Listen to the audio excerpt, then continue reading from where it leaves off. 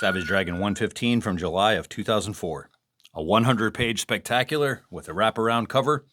A very exciting issue. That's about 5 months late, but that's okay. It was worth the wait. And they had good reason here, as seen on the inside cover. For the first time, Erik Larsen, publisher of Image Comics. Since last issue, Erik has replaced Jim Valentino as the publisher. Valentino is now listed as the vice president there. And Larsen would be publisher for about 4 years, eventually replaced by Eric Stevenson, who remains in that position to this very day. So Larsen has already struggled to maintain a consistent schedule for Savage Dragon recently. Now he's got even more responsibilities, so it's going to be an interesting few years. And it starts with this 100-pager. So let's check out the guilty parties, or I'm sorry, the heroes at large, as it says. We got Erik Larsen, writer-artist, Bill Crabtree, colorist, John Workman, letterer, and Josh Eckhorn is engaging in behavior that is unhygienic and inappropriate in the steam room and or sauna.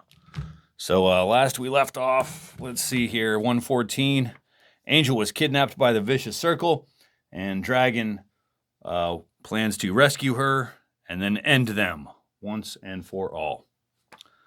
Which leads us to the final battle. Dragon is down in the basement. He's making plans for a rescue operation along with Mr. Glum and Rex Dexter. But Jennifer comes down and she gives Dragon an earful. She does not want the life of her only child in the hands of these incompetent nincompoops. Dragon defends his buddies. He's like, hey, Mr. Glum is fiercely loyal to Angel, and Rex Dexter may look like a weirdo, but he's one of the smartest guys on the planet. So then Dragon makes a big mistake, and he kind of blames Jennifer for the kidnapping. She hauls off and punches him so hard that he gets embedded into the wall. And she says that this is his fault and that he caused all this. So then we have a complete 180 from her, and she's apologizing, helping remove him from the concrete. They apologize to each other, but it seems like this kidnapping is causing some stress that their relationship may not survive. But all is forgiven for now. Jennifer wants to hear about this plan, so Dragon explains that they've got this gizmo on Mr. Glum's wrist that makes him intangible. Nothing can touch him, as he demonstrates here, kind of goofing around, putting his limbs through Dragon and Rex. But that's just the first part of the plan. Sergeant Marvel and a whole crew of superheroes arrive here to flesh out the rest of it.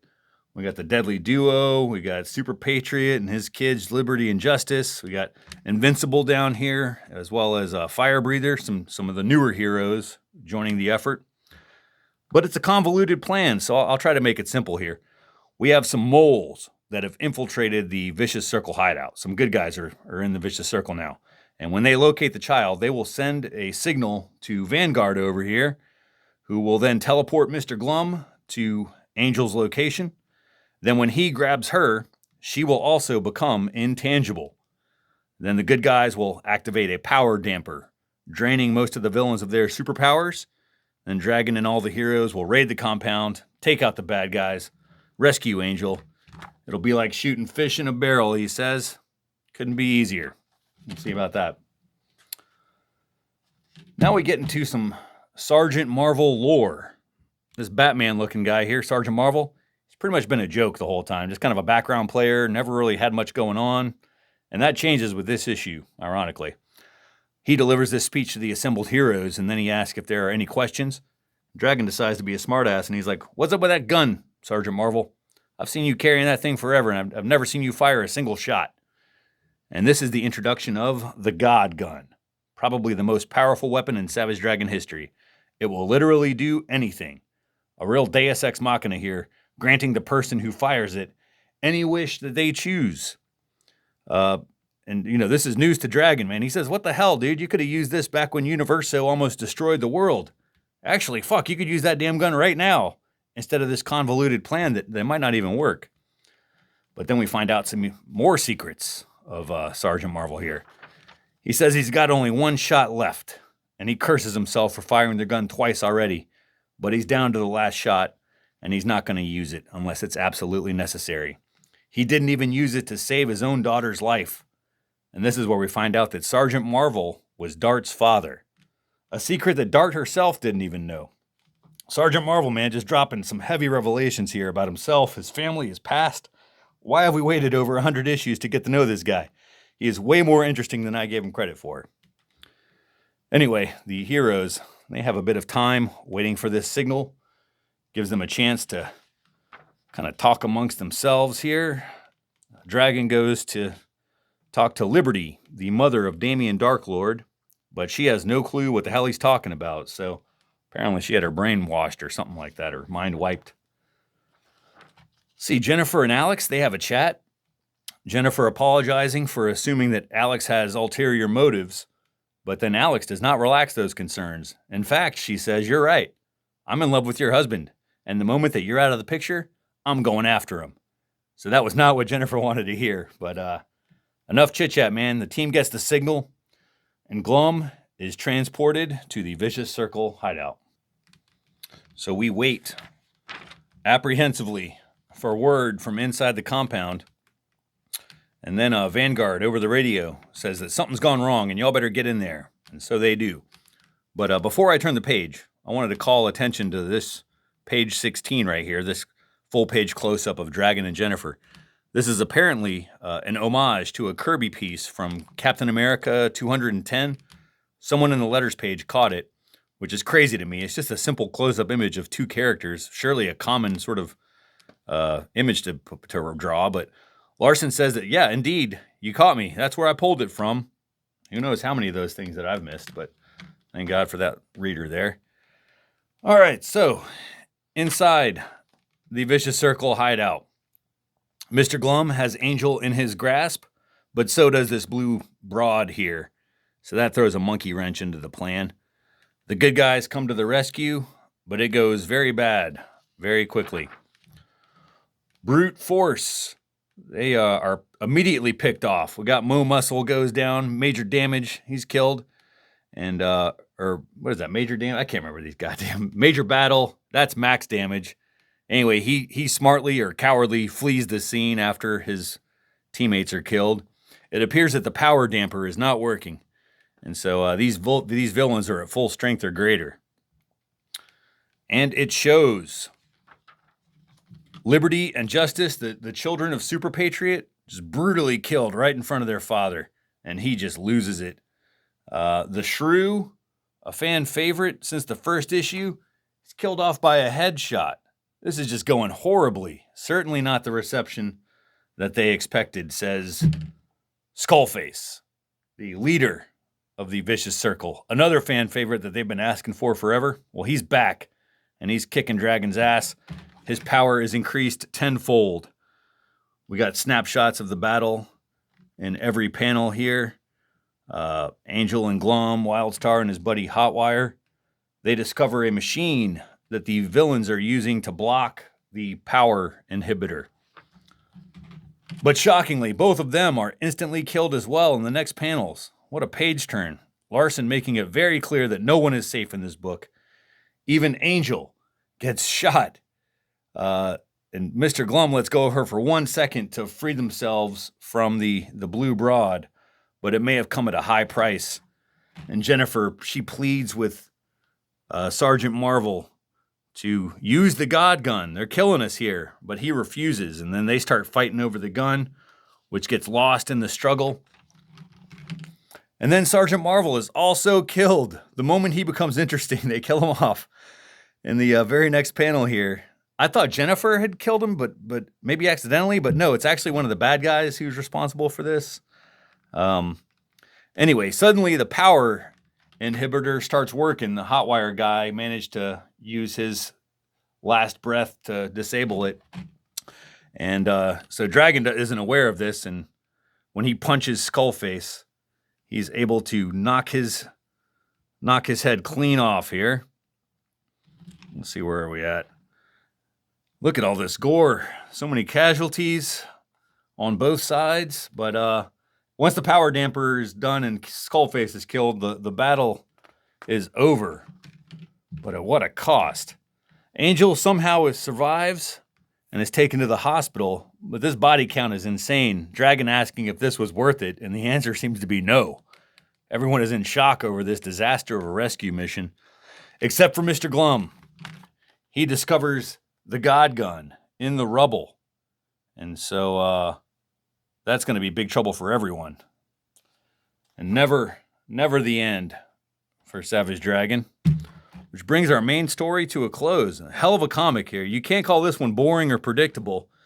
And we still got 70 pages of comics left, so we got to keep moving. Here's a familiar-looking advertisement for Freak Force by Vic Bridges. This is a throwback to the ad on the back cover of Savage Dragon #1. This one by Erik Larsen, this one by Vic Bridges. Kind of a nice little side-by-side comparison here. But coming soon. What's that about? How about a new Freak Force story? First, we got a pinup over here by Andy Kuhn. And then together again for the first time, Freak Force. We got writer Erik Larsen and artist Mark Englert, Dash Martin colorist, flats by Joe Keating. And look at that. We got letterer Chris Eliopoulos returning, our old pal.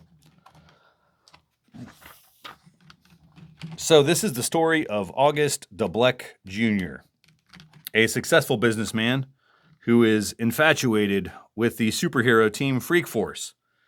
Now, he's only read about the group in Savage Dragon's autobiography. They never existed as a team in this world, but DeBleck, he plans to fix that.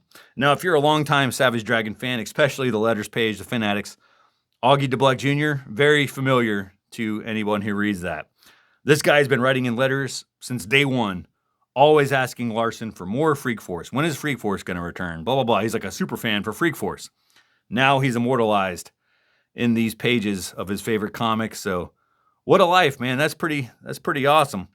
He's turned into this obsessive millionaire who wants to use his wealth and influence to bring the team together. A fanboy's wildest dream come true. Let's see. Now we have a pinup of this kind of idealized Freak Force. But we find out that reality is much different. We're going to try and go through this one pretty quickly. So one by one, DeBleck recruits this world's versions of Freak Force, starting with Dart. And, Dart was killed a few issues ago, but apparently her niece, Allison Summers, has taken up the costume. And she's got some skills, and so she's going to use those for revenge against the people responsible for her aunt's death. Then we got Barbaric and Ricochet somewhere here. They've put on some weight. These are kids show hosts, but the money offered to join the team is too good to pass up. Next we got Rapture, maybe the most tragic of the group here, an overweight crack whore, or a plus-sized sex worker with addiction issues, to put it more gently, but not a pretty picture. I think she kind of shit herself right there. Anyway, I do like the reference to these three ladies there, which we've seen numerous times before with some of the exact same word balloons and everything. I just want to compare those. Put that little side by side. All right. Anyway, for 20 grand, she'll join the team. And of course, there's Mighty Man. But this is Billy Berman, not Ann Stevens. So he's going to be a real wild card. But the money is too good to pass up. Same for Super Patriot there. Horridus does not take much convincing. And then Dart, she also joins. And DeBleck asks Dragon what he thinks once the team is assembled. And what he thinks is not good. He says that these guys are not ready for battle. They have no chemistry. But DeBleck says they'll be the greatest team ever. Just you wait and see. Here's another double-page splash. Freak Force looking pretty rough, man. Definitely in comparison to that previous page there. Let's see. We've still got a lot to cover here. We've got a rocky start. Mighty Man doing most of the work, and he's just murdering the bad guys. DeBleck wants the violence toned down, but the slaughter continues. And the press, slaughter continues. We got a bunch of bad press for Freak Force. We got some callbacks to some old Freak Force villains. A lot of humor. But things really start to fall apart here in a battle with the Inhabitor. DeBleck's skyscraper is destroyed. His wife Bunny is also killed. and the team is just getting their asses handed to them. Luckily, Mighty Man is able to stop the madness. He tosses the bad guy into the surface of the sun, and when he returns, the Bleck is pretty upset. He's lost everything. He's lost his car, his business, his wife, his fortune, but it's all worth it if Freak Force sticks together of their own free will and continue their mission, to which they say, no thanks, nah, we're not going to do that. Concluding this story. Holy smokes, we got so much more to go. We have a solo Mighty Man story by Mark Englert, Chapter 7, Prisoners of War. I just want to give credit to artist Mark Englert here. He's doing double duty with two different art styles here. Previously, he drew this one, kind of mimicking Vic Bridges' art style from the Freak Force miniseries. And then here he's doing his best Larson impersonation. And I think he's doing a hell of a job here, man. Half of this 100 pages is his work. And he did a great job. Just a really great artist that still works today. So obviously, he was doing something right. Anyway, Mighty Man has created his own prison where he is judge, jury, and executioner. Dragon confronts him about this. And while it's a valiant effort, he ends up putting Dragon into the hospital, tells Ann Stevens to, tell him to mind his own business and stay out of my shit here. So, anyway, that will continue later. Ann Stevens has a lot to think about looking at Dragon in the hospital bed here. Next is Dragon Slayer, a Mr. Glum story. This was featured previously in some other collection, but we get it here. Let's see. This is kind of a domestic tale of how Glum and Dragon came to an understanding, sort of. Jennifer's worried about this little red creep, and Dragon has a talk with Mr. Glum, who doesn't hold back any of his evil plans. He's like, I wanted to kill you, but your daughter screwed it up and destroyed my transporter. Anyway, he's in the middle of this villainous monologue, and then Angel interrupts by just tickling him and rendering him helpless, which convinces the dragon that Glum is harmless. So the end. Got comic bits by Chris Giarrusso, guest starring the dragon himself. It's pretty good stuff. Followed by Fanatics, which will conclude this issue. Larson mentions he's got a new email address. We got eric@savagedragon.com. He also talks about his new responsibilities as publisher, how it could affect this comic, some other stuff here, but we've gone on too long. Had too many takes for this thing. Next is issue 116. Adios.